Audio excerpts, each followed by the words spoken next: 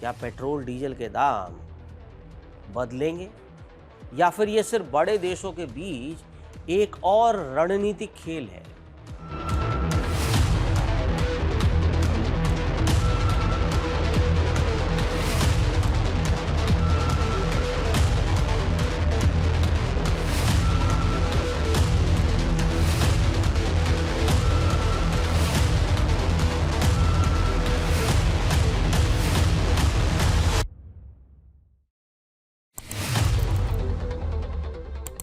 सात साल बाद भारत ने ईरान से फिर क्रूड ऑयल खरीद लिया।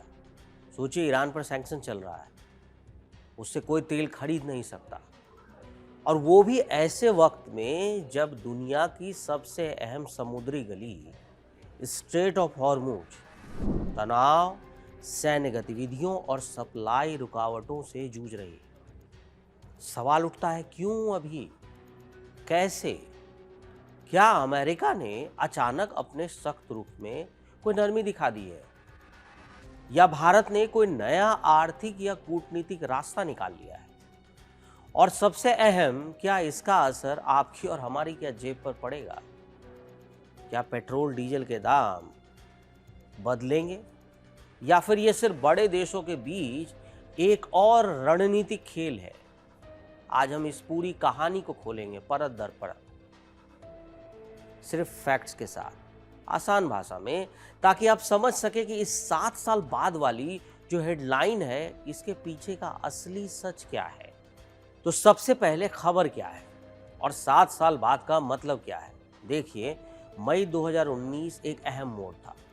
उस वक्त अमेरिका ने ईरान पर कई बड़े आर्थिक प्रतिबंध लगा दिए, और सिर्फ ईरान ही नहीं बल्कि उन देशों को भी चेतावनी दी थी कि जो उससे तेल खरीदते थे। इसे कहा जाता था सेकेंडरी सैंक्शंस, यानी अगर आपने ईरान से तेल खरीदा तो आपको भी अमेरिकी वित्तीय सिस्टम से बाहर किया जा सकता है। भारत जैसे देश के लिए ये एक बड़ा जोखिम था, क्योंकि इंटरनेशनल ट्रेड का बड़ा हिस्सा डॉलर और अमेरिकी बैंकिंग नेटवर्क के जरिए होता है।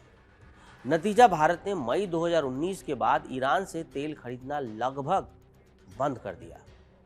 अब आइए साल 2026, 7 साल बाद, भारत के पेट्रोलियम मंत्रालय ने यह संकेत दिया कि भारतीय रिफाइनर्स ने ईरान समेत कई स्रोतों से क्रूड सुरक्षित किया है, और ईरानी तेल के भुगतान में कोई बड़ी बाधा, यानी पेमेंट सिस्टम में कोई बाधा नहीं है।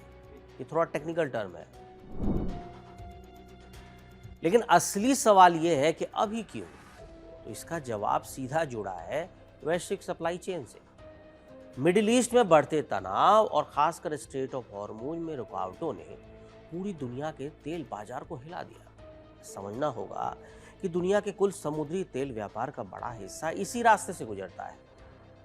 अगर यहाँ जरा भी रुकावट आती है तो उसका असर सीधे सप्लाई और कीमतों पर पड़ता है। अप्रैल 2026 में रिपोर्ट्स आने लगी कि इस क्षेत्र में टैंकर मूवमेंट प्रभावित हो रहे हैं। आपको पता ही है, कई टैंकर बंद हो गए आने, इंश्योरेंस तक महंगा हो गया है, और कई शिपिंग कंपनियां जोखिम लेने से बच रही हैं। ऐसे में भारत जैसे बड़े इंपोर्टर्स जो हैं, उनके सामने बड़ी चुनौती खड़ी हो गई कि अगर सप्लाई घटेगी तो कीमतें भी बढ़ेंगी, और अगर कीमतें बढ़ेंगी तो उसका असर सीधे हमारी अर्थव्यवस्था पर पड़ेगा, आपकी और हमारी जेब पर पड़ेगा। यहीं से कहानी में आता है एक अहम मोड़। यहाँ अमेरिका की भूमिका क्या है? बहुत लोग कह रहे हैं कि अमेरिका ने ईरान पर लगे प्रतिबंध हटा दिए, लेकिन सच्चाई इससे थोड़ी अलग है। अमेरिका ने अपने ट्रेजरी डिपार्टमेंट के जरिए एक सीमित छूट दी है, जिसे कहा गया है जनरल लाइसेंस यू। इस लाइसेंस का मतलब ये नहीं कि कोई भी देश खुलकर ईरान से तेल खरीद सकता है, बल्कि एक बहुत बड़ा सीमित टाइम बाउंड विंडो है, जो सिर्फ उन कार्गो पर लागू होता था जो 20 मार्च 2026 तक पहले ही जहाजों पर लोड हो चुके थे। यानी जो तेल पहले से समंदर में था, रुका हुआ, उसे बाजार तक पहुंचने की अनुमति दी गई है, ताकि अचानक सप्लाई का शॉक जो है वो थोड़ा कम किया जा सके। यह एक तरह से क्राइसिस मैनेजमेंट था, ना कि कोई पॉलिसी चेंज। यहां एक दिलचस्प और थोड़ा विवादित हिस्सा आता है, टैंकर मूवमेंट का। रिपोर्ट्स में एक जहाज का जिक्र आया जिसका नाम था पिंगशन। बताया गया कि ये जहाज ईरानी क्रूड लेकर भारत के वादिनार पोर्ट की तरफ बढ़ रहा था, लेकिन फिर अचानक इसकी ट्रैकिंग में बदलाव दिखा। कभी भारत, कभी चीन जैसी लोकेशन सिग्नल में आने लगी। इससे सवाल उठा, क्या सच में ये तेल भारत आ रहा है या फिर ये एक सिर्फ ट्रेडिंग की एक जटिल रणनीति है? भारत सरकार की तरफ से जवाब आया कि टैंकर का रास्ता बदलना ऑयल ट्रेड में सामान्य बात है और पेमेंट इशू जैसी बातें गलत है। यानी सरकार ने यह साफ कर दिया कि खरीद प्रोक्योरमेंट हुई है, लेकिन हर डिटेल सार्वजनिक करना जरूरी नहीं है। भारत आखिर तेल लाता कहां से है? ये बहुत लोग सोचते हैं कि भारत किसी एक या दो देशों पर निर्भर है, लेकिन हकीकत इससे बिल्कुल उलट है। भारत 40 से ज्यादा देशों से क्रूड ऑयल आयात करता है। हाल के वर्षों में रशिया भारत का सबसे बड़ा सप्लायर बनकर उभरा, खासकर यूक्रेन युद्ध के बाद, जब रूस ने डिस्काउंट पर हमें तेल बेचना शुरू किया। इसके बाद इराक, सऊदी अरेबिया और यूनाइटेड अरब अमीरात जैसे पारंपरिक स्रोत तो हैं ही। इस पूरी रणनीति को कहा जाता है डाइवर्सिफाइड बास्केट, यानी अगर एक जगह से सप्लाई रुकती है तो दूसरे विकल्प मौजूद होते हैं।